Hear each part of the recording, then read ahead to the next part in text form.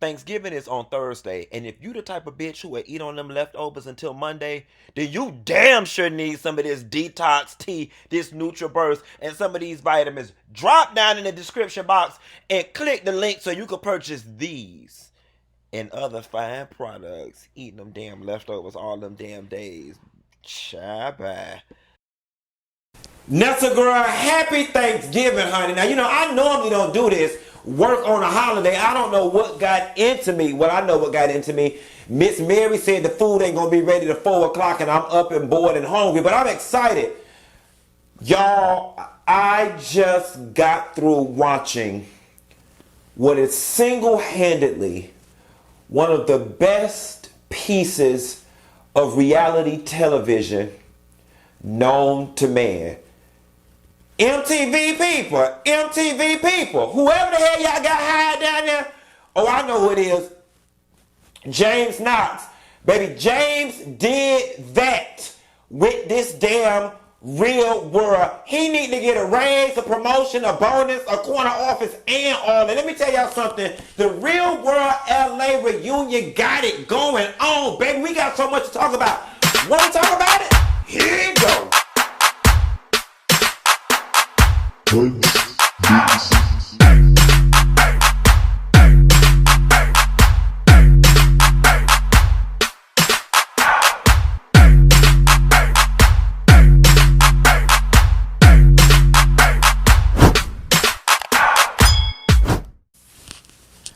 Nessa girl, I am actually sitting here on Thanksgiving and I'm going to take my time and I'm going to make love to this one slow because I feel the way I felt like season 1 of The Real Housewives of Atlanta, that we actually got something to talk about, and I am so glad that we have been introduced to a reality television concept that actually works, that keeps us in what reality television is supposed to be, which is reality. And I think single-handedly, the Real World reunion might usher in a brand new genre of reality TV that will actually save reality TV for a lot of us. They always said, whenever you lose your way, go back home. My life is a living testimony of it. I came back to Miami and, look how things turned out for me versus when I was in Atlanta. That's a whole nother video for a whole nother day. It amazes me, though, that the save that I'm talking about to reality television came by revisiting the very beginning of reality television. And what do I mean by that? I think we're at a point now where we need to reimagine how we do reality TV. And I honestly think the answer is one season television shows. Or, it could be the same show, but one season cast.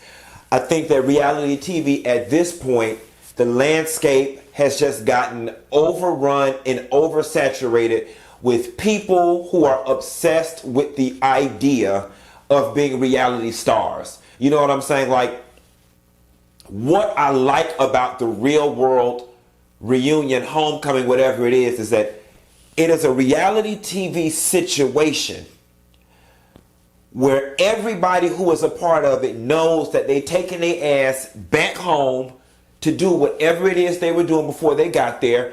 They have no desire to be reality television stars. They're not on here trying to come up with cute, fancy one-liners that people can put on t-shirts.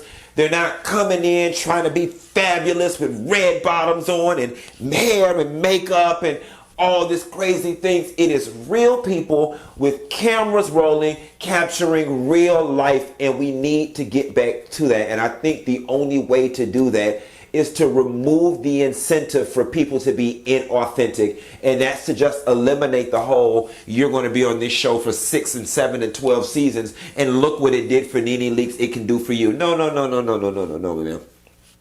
So MTV, y'all are definitely on to something with this. Paramount Plus is where y'all can find it, but let's just get into it. So the episode opens up with them going down. Tammy is the first one. Obviously, Tammy has grown to have the largest name out of all of these people. And you know what felt good too?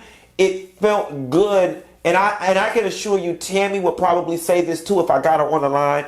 it felt good to watch actually Tammy be in a reality television situation where she's not burdened with the task of making reality TV. You know what I'm saying? Like with the Basketball Wives, in the Love and Hip Hops in Atlanta, you know when you show up, you gotta make a scene. You gotta give a scene. It just felt good to see these people in a real life situation, not a contrived situation, not a we're gonna meet at Kim's house for the christening of her cat, or we're gonna go to Phaedra's for a sip and see. Like, these are people in a real life situation, which is them meeting up and talking about what went on 20 something years ago. No producing, no egging on, no edging needed.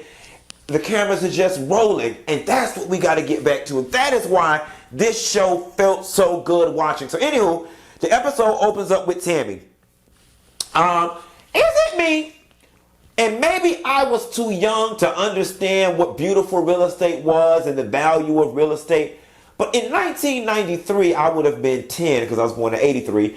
I did not realize what an awesome piece of real estate that house was filmed in at the time. And as a 10-year-old, I probably wouldn't have any concept of it. But that is a very, very, very nice home on Venice Beach. Tammy gets to the house first, so she's walking around reminiscing. The house has not changed a whole lot. You got a house that beautiful sitting on the beach. You don't got to change it. Some aesthetic changes, but it still felt very familiar. And then Tammy begins to practice her, hey, how you doing? Good to see you. That's that, listen, anybody who's been to industry parties or work functions or corporate functions, they know how you have to practice that greeting. Nevertheless, that was funny. John shows up next. When John showed up, y'all, and he hugged Tammy, it just felt right. I had to adjust my mic, y'all. It felt right. Something bubbled up in my spirit and was like, oh my God, look at the forefathers of just an entire genre.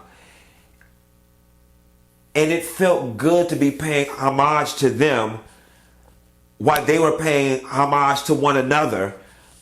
Just reconnecting. John has always been a likable character. I mean, how could you not like John? And my prediction is that he will go through the entire season being the most sensible and the most likable. Now, he's gained some weight. Tammy has lost some weight since before this aired. Tammy went on the reel and she shared with us what she had been going through with her body dysmorphia disorder that nobody knew of. And we're going to talk about that a little bit later. Then they bring in Beth. Beth says she don't understand why people didn't like her.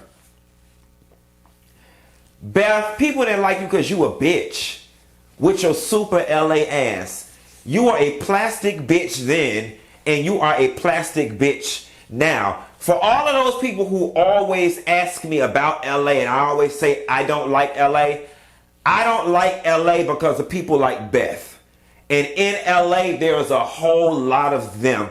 I can't describe Beth any other way than LA, despite the fact that she's not even from LA. Now, granted, she's been there long enough that she's very LA, but you're just a LA plastic bitch. And that's why people don't like you. Like, Beth, you radiate bitch from your pores. There's nothing that feels authentic about you. Everything feels calculated. Like, you are the ancestor to the Karens of the world. That's just what you give. Like, your blood type is Karen O positive. And that is why people don't like you. Am I wrong? It's just people have a hard time connecting with Beth because you reek of bitch.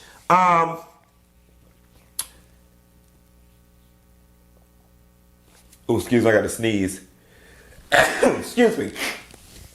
So you got John, Beth, and Tammy in the kitchen. And they say, is there anything you want to talk about? And Beth is like, oh, yeah. Now, you know what? It surprises me, considering the fact that Beth was Tammy's biggest defender when this whole thing happened, that they didn't keep in touch to the level that Tammy and John has kept in touch. Tammy paid all they ass, does sound like, except for John. Now, Beth asked her a question. Beth says, I've reached out to you several times. I've tried to DM you or whatever, and they've gone unanswered. And Tammy says, well, girl, I got hundreds and hundreds and hundreds of those, and I don't check those. And if you're not in my, my people that I interact with, you're not going to get them. To Tammy's defense, that is the God honest truth. When I hit my DMs right now, I got the DMs of people that I've already DM'd or people that I talk to or people I'm friends with. When I hit this thing right here, it's thinking, I've got hundreds of thousands of messages, y'all. And like Tammy said, I don't check these because 9 times out of 10, if your stuff appear over here and not in my main thing, that I don't know you. And it's only but so much. Oh, I think you great. Oh, what time the show come on? Oh, I shared your story. Like after a point, this just gets cluttered with, things that are not vital to your everyday success. So oftentimes stuff gets lost in the shuffle. Every now and again, I'll thumb through it and, something will catch my eye or something like that. But I'm with Tammy. If that's the way Beth tried to reach out to her, then that was ineffective. I always tell people my email address is in my description. It's better to email me. At least that comes to me directly or whatever. So, I'm with Tammy in that excuse. Also, I think there's also a little bit of, child, I don't care to fool up with you anyway, because the universe has a way of giving us what we want. And I think if authentically Tammy really did want to know how Beth was doing, A, she could have looked her up. Beth ain't famous, you are, so I'm sure it'd be easier to find and get in contact with Beth than it is for Beth to get in contact with you. And then B, that Instagram DM or whatever social media DM would have popped up within your sight of vision. But we're going to let that ride. Irene looked good. Let me tell y'all something. I always liked Irene. Y'all know I always identify with the characters on these shows that seem to be the most sensible, the most logical, the most rational. I think me and Irene would actually be very good friends in real life. And I want to give a special mention to Irene and Tammy because those two look the best. Now, granted, I don't know what all plastic surgery procedures Tammy has had. I'm sure she has had some. Irene is looking all natural, and Irene looks really, really, really good. Irene gives this description of what she was going through being in law enforcement during the 1993, during the Rodney King stuff, and being in the house and kind of everybody's got their eye on law enforcement and her being a law enforcer. That was very interesting. And, even though this is the first episode, it is filled in so many holes and it's given me so many pieces of closure because there were so many unanswered questions. You just wonder what was going through a person's head. And in this moment, we see what's going through their head. Or we're being told now what was going through their head during that time. And I wish back then we would have been able to explore more of how Irene was feeling during that time. But I guess we only had but so much time. We had to get the most important stuff in there. Spoiler alert. Dominique and Aaron don't return to the show. Dominic said he didn't feel comfortable doing it, and Aaron said, hell no. I'd be curious to know why. Dom, granted, I don't know what Dominic is doing for a living. He doesn't give me that my career, Dominic's spirit when he was younger gave me that he was a wild child. And so he's probably doing something that's very liberal that would not, reality television would not reflect on him poorly. Aaron, on the other hand, Aaron gives me, he's probably living a conservative life somewhere and just don't want his life upset. Either that or cheating on his damn wife one and don't want to be all up in the media. But it would have been nice. It would have been nice if they could have got them to write a letter. I think maybe sending in a video would have been too much. It would have been nice if they could have got them to write a letter. Or if we could have just heard their voices, it would have been nice. But we got to work with the cast that we have. Now, before David gets there, because he's the last person to arrive after John and Irene on day one, Tammy discussed that, she was not going to hug David, that she just wanted to work up to that or whatever the case may be. But David walked up and she was outside smoking a cigarette, and they both dipped back and they hugged. That was a magical moment for me because it was needed. It was needed. Up until the conclusion of this episode, we all had one impression of what was going on. Tammy lets us in on something else that makes it make sense, but then it also complicates things even more. And I'm gonna talk about that. So David walks in the house. He just was not there for Beth. As it related to David, Tammy, and Beth, I was not there for Beth either, based on the situation that we saw on television. David said something to the effect of, girl, our daughters went to school together, which I think that's what I heard, or whatever the case may be. But basically he was saying, girl, ain't no reason for us to be contentious in here. Like, hey, girl, it was 30 years ago. They sit at the table, and David starts talking about what happened to his career in his life post this show, and I really feel bad. He says that he booked House Party 3, and then, then the show aired and people started asking him about what was going on, and then his agency dropped him. And from what I understand from some inside tea that I've gotten from various people, that David's life kind of just went downhill. It was just a chain of unfortunate events or whatever, and David's life never really got back on track. It was weird because from 1993 up until this moment, or the conclusion of the show, I always felt as if it was a misunderstanding, that they did David wrong, that David is owed an apology by Tammy and Beth for blowing this thing completely freaking out of proportion, for throwing around the rape word. It just literally went from 0 to 60 in a split second. And like David said, I want to know what y'all went in that bathroom and discussed, that by the time she came out, she flipped and was a different person. And I was left wanting to know the same thing. I'm not going to lie to you. From 1993 up until now, I actually kind of was mad with Tammy and Beth about it. We're going to talk about it a little later. At the end, Tammy gives us some more insight, which gives me a bit of resolve. But, yeah, we're going to talk about it.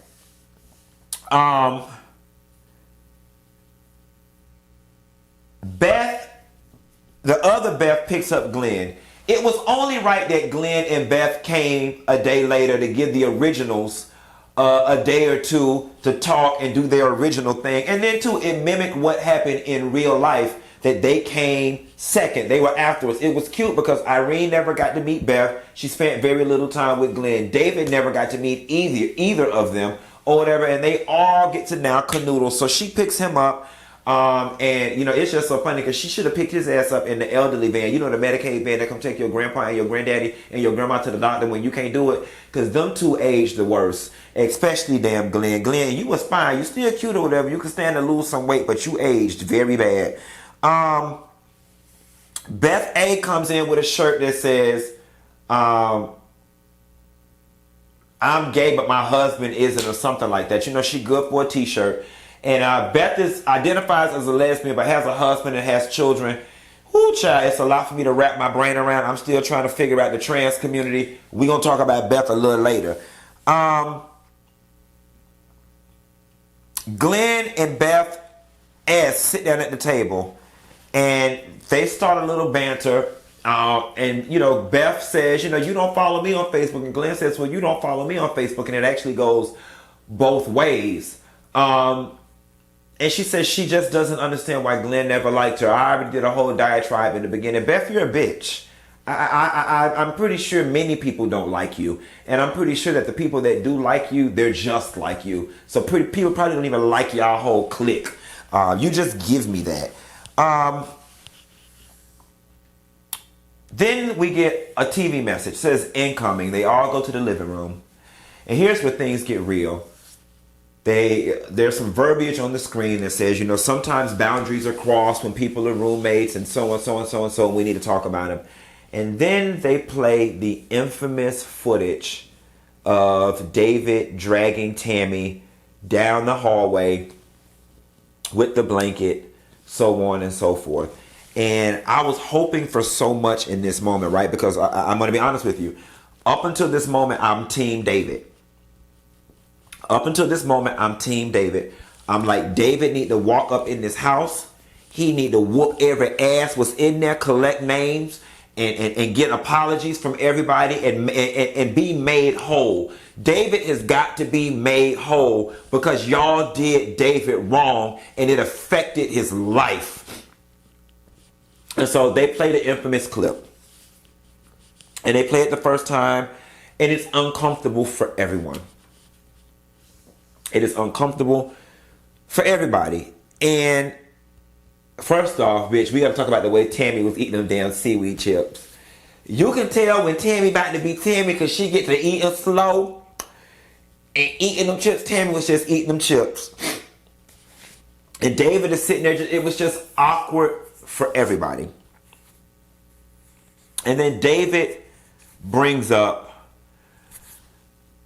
I was just so confused. Now, based on the clip and based on what we saw back in 1993, I'm with David. I was confused. What I saw was a whole bunch of people horse playing. Everybody was laughing and having a good time. I didn't even realize to that point that John was in on it with the wrestling count and all of that. I didn't even realize all of that was going on. And so he says his part. He says, so I'm confused. So here's where things get interesting.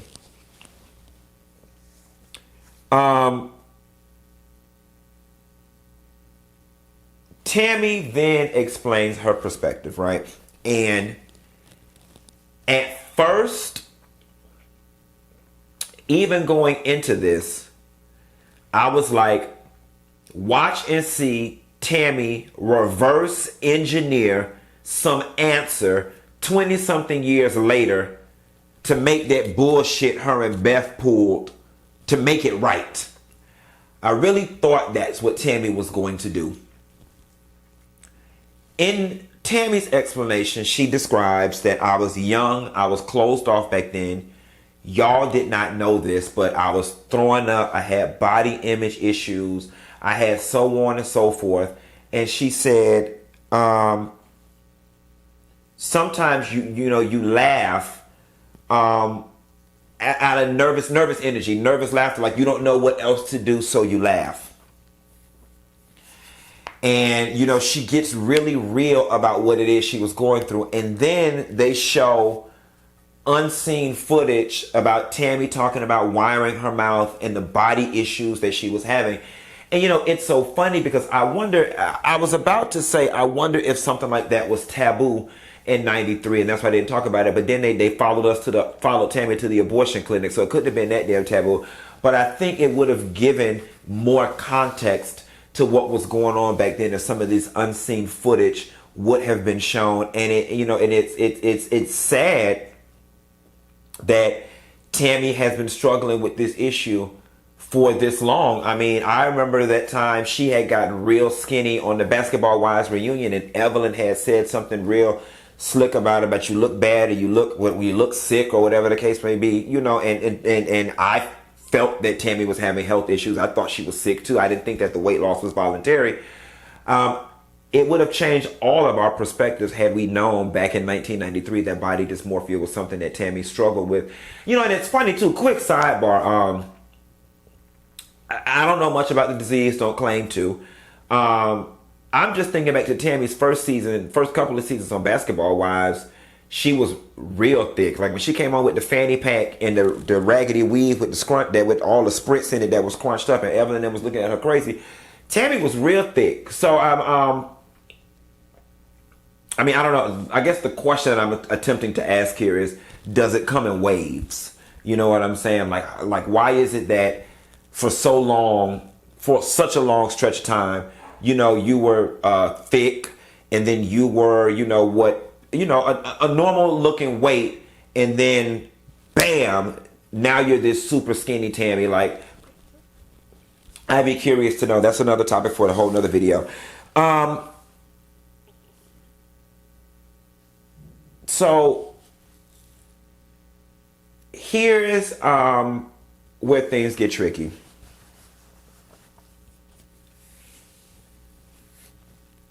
David says everybody was laughing, and Tammy explains what was going on.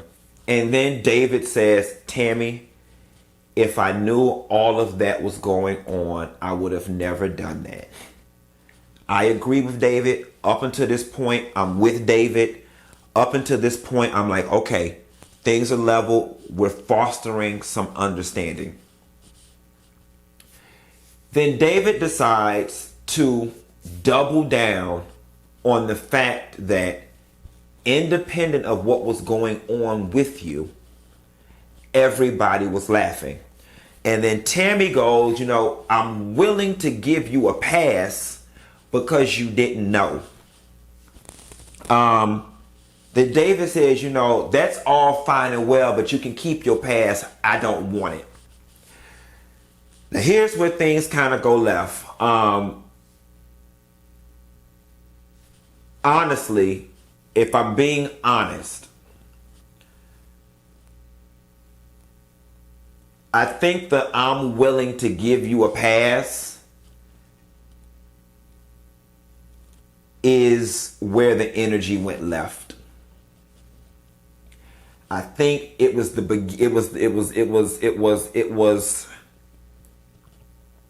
posture of the statement. It was as if I'm the gatekeeper to your salvation. So I'm willing to give you a pass when in real life you have no authority, if you will, to do anything. You know what I'm saying? So I think that's, and then when David hit her back with, well, you can keep it, or whatever the case may be, because what I see is a bunch of people laughing. Now here's where I'm at with it. I now understand what Tammy was going through. I completely sympathize with Tammy. I completely sympathize with Tammy. I actually feel bad. It's giving me a new perspective. It now changes that whole situation. It actually now makes that situation the horrible situation that they tried to convince us that it was in 1993. However, I'm also with David based on the information that was available at the time, and with the social cues that were being given at the time, this was just a joke. And this man has been waiting over 20 something years to be able to stand in front of this same group of people and say, look how each and every one of y'all are laughing. So was I wrong for thinking that we were all having a good time? Even if it was at Tammy's expense, look, everyone was laughing. And y'all owe me an apology. And I think we got two people dealing with two separate hurts. You got Tammy dealing with the hurt of everything she's going through mentally and personally surrounding that situation. You got David dealing with the hurt of his life essentially being ruined and going downhill because of this one situation. You got two people who are both coming into this situation, both looking for the other to take the blame and provide an apology for some sort of healing and reconciliation. And because they're both looking for the same thing from each other, and they both look at this situation completely differently, and they both have equally as damaging scars because of this situation, they're doing like this. David's life was completely ruined because of this situation. So I don't expect David overnight to completely drop what he's been festering for 20 something years to be like, oh, I get it. I don't. That's just not going to happen. Now, I will say this, and this is where I will go in on David. David strikes me as the type that gets off on being a fucking dick. Like, David, you single-handedly put all of your roommates back into the same conflicting position they were in today as you did in 1993. Everybody standing around wanting you to show a bit of understanding, a bit of compassion, a bit of something, and you opted to be a dick. You opted to laugh again, which I think was also traumatizing for Tammy, and she had to get up. She was at the point of tears because it wasn't not funny.